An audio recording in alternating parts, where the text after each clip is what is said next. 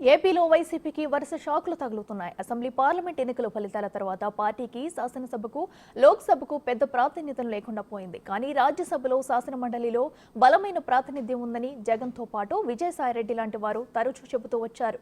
కానీ గట్టిగా 3 నెలలు కూడా అవ్వకముందే ఎమ్మెల్సీలు, రాజ్యసభ సభ్యులు ఒక్కొక్కరుగా రాజీనామా చేస్తున్నారు. నిన్న రాజ్యసభ ఎంపీ కృష్ణయ్య తన పదవికి రాజీనామా చేశారు. రాజ్యసభ చైర్మన్ జగదీప్ ధన్ఖడ్ కూడా ఆ రాజీనామాను ఆమోదించారు. తెలంగాణలో బీసీ ఉద్యమాన్ని బలోపేతం చేయడానికి కొన్ని అడ్డంకులు ఉన్నాయని కారణంగా చెబుతూ 4 ఏళ్ల ముందే ఆయన రాజీనామా చేశారు.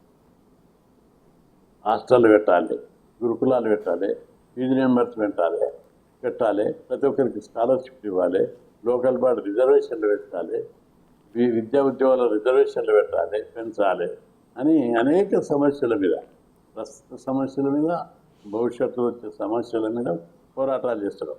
చట్టసభలో రిజర్వేషన్లు పెట్టాలని కూడా పోరాటం చేస్తున్నాం. ఈ పరిస్థితిలో బలమైన ఉద్యమాన్ని నిర్మించుకుంటూ వచ్చాము. ఇంకా ఈ ఉద్యమం విస్తరిస్తుంది.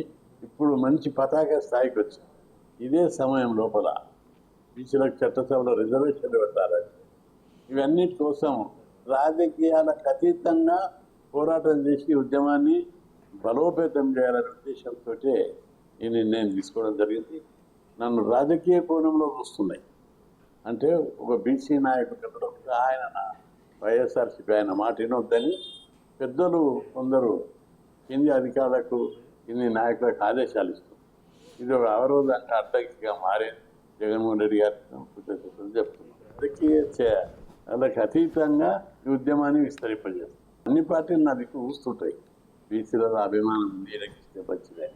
కానీ నేను నా ముంగట ఎజెండా ఉంది. నా ముంగట ఓ ఎజెండా ఉండి ఆ ఎజెండా కోసమే పోరాడుతున్నారు. చట్టసభలో రిజర్వేషన్, స్థానిక సంస్థల్లో రిజర్వేషన్లు పెంచాలని ఎజెండా నా ముందుదని దానికోసమే పోరాడుతున్నాం. సాధించే వరకు వదిలిపెట్టేది లేదని కూడా ఈ సందర్భంగా. ఏపీకి 11 రాజ్యసభ స్థానాలు ఉన్నాయి. 2019లో అధికారంలోకి వచ్చిన తర్వాత మొత్తం అన్ని స్థానాలను విడతల వారీగా వైసీపీ గెలుచుకుంది. మొదటి ఎన్నికల్లో వైసీపీ ఘోరంగా ఓటమి పాలైంది. ఆ తర్వాత ఆ పార్టీ నుంచి జంపింగ్లు పెరిగాయి. మొదట బీద మస్తాన్రావు, మోపిదేవి వెంకటరమణ రాజీనామా చేశారు. ఇప్పుడు ఆర్ కృష్ణయ్య కూడా అదే బాటలో వెళ్లడంతో వైసీపీ బలం 8కి పడిపోయింది.